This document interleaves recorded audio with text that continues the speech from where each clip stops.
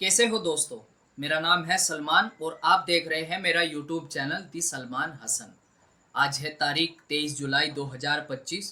इस वक्त कई बड़ी खबरें सामने आ रही है। आपको बताएंगे कि गजा में बिगड़ते हालातों को लेकर सऊदी अरब क्या कह रहा है। उधर ईरान का रुख अब बिल्कुल स्पष्ट दिखाई दे रहा है कि वो अपने न्यूक्लियर कार्यक्रमों को नहीं छोड़ेगा। खबर ये भी है कि गजा में झड़पें तेज हो रही है और एक इजरायली सैनिक के मारे जाने की बात सामने आई है। आज की इस वीडियो में हम तीन बड़ी खबरों पर बात करेंगे, लेकिन आगे बढ़ने से पहले दोस्तों, अगर आप चैनल पर नए हो तो सब्सक्राइब जरूर कीजिएगा ताकि आप इंटरनेशनल खबरों से हमेशा अपडेटेड रहे। ये रही आज की हेडलाइंस जिनकी काफी चर्चाएं हो रही है। 28 देशों की अपील, गजा युद्ध अब खत्म हो। सऊदी अरब ने संयुक्त बयान का किया समर्थन। ईरान ने कहा न्यूक्लियर पर काम करते रहेंगे लेकिन बातचीत के लिए फिर भी तैयार। गजा में टकराव जारी, झड़प में एक इजरायली सैनिक के मारे जाने की खबर। खबरों की शुरुआत गजा से करते हैं। लगातार गजा को लेकर तरह तरह की खबरें सामने आ रही है।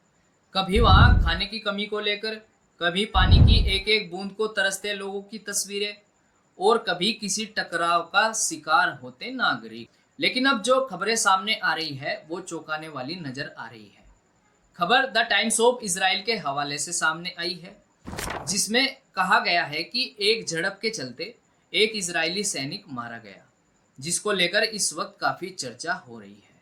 खबरों के मुताबिक आईडीएफ का कहना है कि सैनिकों ने दीर अल बला में डब्ल्यूएचओ के कर्मचारियों को भी कुछ समय के लिए हिरासत में लिया।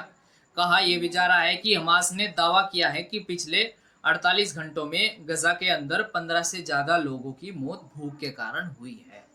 लगातार गजा में सीज फायर को लेकर चर्चाएं सामने आती रही है। कभी कहा जाता है कि कतर में हमास और इसराइल के बीच समझौते की बात चल रही है, तो कभी अमेरिका की ओर से प्रस्ताव आता है कि अब यह जंग रुकनी चाहिए। लेकिन इस बात को लेकर आधा महीना गुजर गया है और अभी तक कोई ठोस समाधान नहीं निकल पाया है। खबरें बता रही हैं कि हमास और इजरायली सेना के बीच टकराव और तेज हो गए हैं, जिसमें एक आईडीएफ सैनिक मारा गया और इजरायली हमलों में 18 फलस्तीनी नागरिकों की मौत की भी खबर सामने आई है। उधर हमास का कहना है कि गजा में लोग भूख का शिकार हो रहे हैं। लेकिन अब सवाल यह है, क्या हमास और इजराइल के बीच कोई समझौता हो पाएगा या फिर ये टकराव यूं ही जारी रहेगा। इधर खबर यह भी है कि सऊदी अरब ने 28 देशों के साथ मिलकर गजा युद्ध को खत्म करने की अपील की है। खबरों के अनुसार सऊदी विदेश मंत्रालय ने यह भी कहा है कि इजराइल सहायता मांग रहे नागरिकों को निशाना बना रहा है और हम इस तरह की कार्रवाई को स्वीकार नहीं करेंगे। रिपोर्टों के मुताबिक ब्रिटेन, ऑस्ट्रेलिया और कनाडा समेत 28 देशों के विदेश मंत्रियों ने संयुक्त बयान में कहा है कि गजा में आम नागरिकों का दर्द अब असहनीय हो चुका है। अब इस लड़ाई को रुक जाना चाहिए। लेकिन सवाल यह है, क्या अरब और बाकी 28 देश इजराइल पर कोई ठोस दबाव बना पाएंगे या फिर ये अपील सिर्फ बयानों तक ही सीमित रह जाएगी। क्योंकि दोस्तों, जिस तरह की खबरें हमास और इजरायली सेना को लेकर लगातार सामने आ रही है, उसमें यह कहना मुश्किल है कि किसी संघर्ष विराम पर सहमति बन पाएगी। क्या मानते हैं दोस्तों, क्या सीज फायर हो पाएगा? अपनी राय जरूर बताएं।